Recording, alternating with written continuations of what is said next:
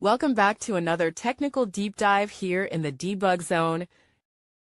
Today we're tackling a big question and breaking it down with insights from other users. Hopefully this clears up some misconceptions and helps you get the answer you need.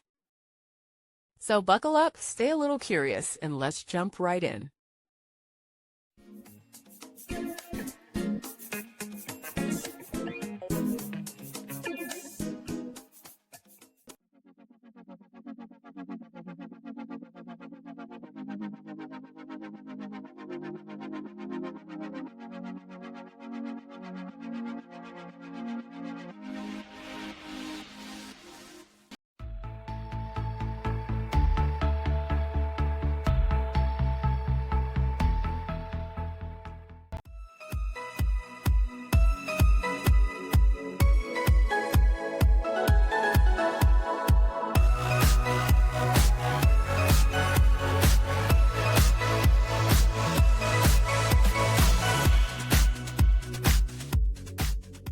And that's a wrap.